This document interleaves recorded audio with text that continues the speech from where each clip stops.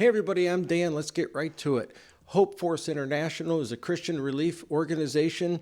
They walk with God and they do a great job of helping people after natural disasters. They put together a 10-point ultimate guide to hurricanes, and I'm going to talk about part 5 today, and that's understanding evacuation procedures. Again, Hope Force International, I reached out to them to get permission to go in depth on their stuff here. I haven't heard back from them. I'm sure they're probably busy.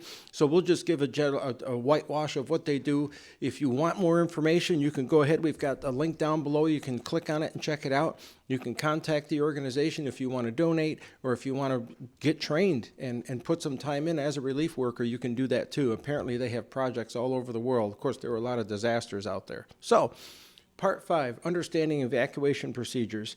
They say when a hurricane threatens your area, timely evacuation can mean the difference between life and death. And boy, that's true.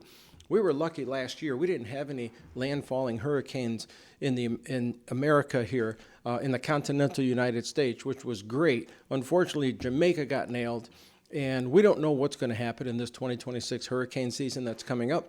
But one thing we do know is that if a severe storm threatens, a lot of people remember what happened during Hurricane Irma in 2017, Hurricane Charlie in 2004, and definitely Hurricane Andrew in 92. And let's not forget Hurricane Ian, 2022. Many people lost their lives on Fort Myers Beach on a hurricane that was supposed to go to Tampa. People did not heed evacuation warnings during Hurricane Ian like they should have. Unfortunately, people have mixed reviews of the media. They thought that the media didn't know what they were talking about. The weather forecasters, etc., were just going to get it wrong. We're not going to worry about it. And again, dozens and dozens of people ended up losing their lives and really got threatened because they did not heed evacuation warnings. So, Part 5 here, Understanding Evacuation Procedures, makes a lot of sense. You want to know your evacuation routes. You want to plan out where you would need to go and which way you would need to go. We might have to go north, we might have to go east, we might have to go south. It all depends on how the storm tracks and what we think is going on. The one thing I do have to say is if we have to leave, we're going to be darn sure to leave early. And I would recommend that you guys do that too. That is so important. You really need to know your evacuation routes. It's good to drive your evacuation routes periodically to see if there's construction out there, to see if maybe there's any road blockage, or to see what kind of impediments are going on that could curtail that use of an evacuation route. You just need to keep familiar and you need to practice this stuff. As for transportation, take care of your vehicle. Have good tires, keep your coolant up, your windshield washer fluid, keep your gas tank full. If you have at least half a tank of gas, some people say in Florida, that's enough to get you to an evacuation point tens of miles away from where you need to be. But what if you have to go hundreds of miles? I always advocate gassing up. My wife and I gas up our vehicles when they're 7/8. And that seems crazy, but we get in the gas station, we pump a couple gallons, we're out. It takes no time at all. It's courteous to the other drivers. And we just have this, the glass needs to be full mentality because you just never know when a disaster might happen. So the other thing you need to do with regard to knowing your evacuation routes and taking care of your transportation is you've got to stay informed. Have a weather radio, monitor the weather, monitor the traffic, know what's going on, work with your network so you can make good decisions. Now, Hope Force International has put together this 10-part plan. Again, this is part 5 here. And thank you very much, by the way. If you're getting value out of this, hey, please hit the like button. Please consider subscribing, but only if you enjoy this content and want to see more of it. We want subscribers that are really engaged and interested in the stuff because we want to help people. We've had so many people help us, and this is our way of paying it forward.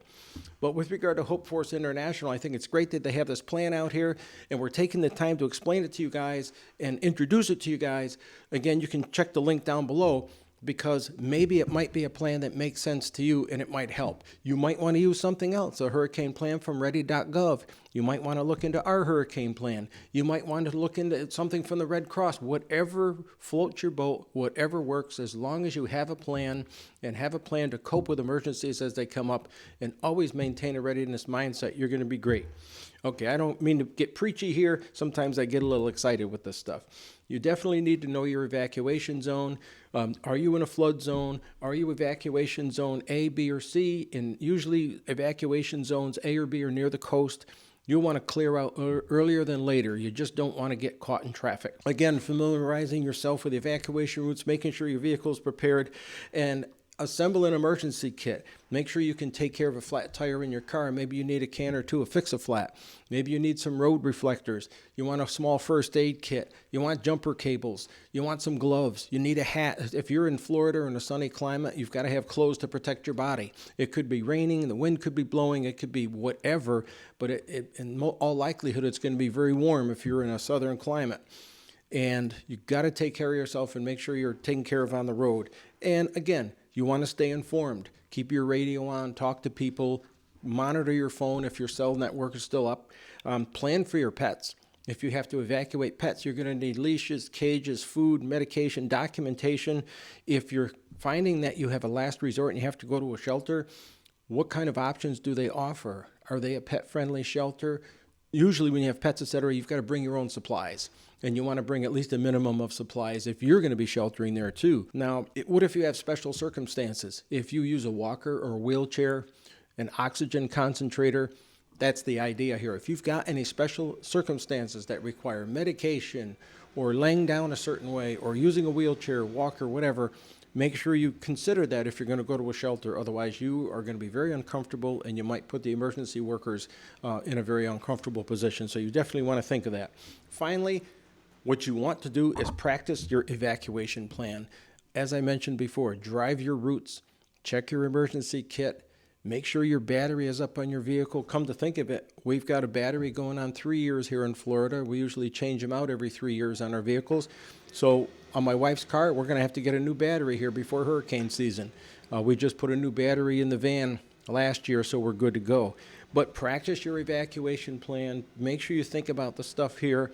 And I want to give many thanks to Hope Force International for putting together a 10-point ultimate guide to hurricanes. It's one of many good plans out there. Again, if you've gotten value out of this, please like and subscribe. These videos are not heavy with a lot of graphics, a lot of detail. It's me talking. We've designed these so that you can stream them while you're driving to work. Depending on what you do for work, you can listen to it in the background. If you're in the garage working like I am here, you can have it on. You can be cooking, be with the kids. You can have that in the background. What we're trying to do is make it easy for people to learn about hurricane prep and learn about emergency preparedness and to incorporate it in their lives. Again, if you've got value, please consider liking and subscribing, but more importantly, share it with your circle. Share it with people who may be interested or need a boost on it. Thank you very much for listening. Thank you very much for watching. Be safe, and we'll see you on another Wednesday with another video.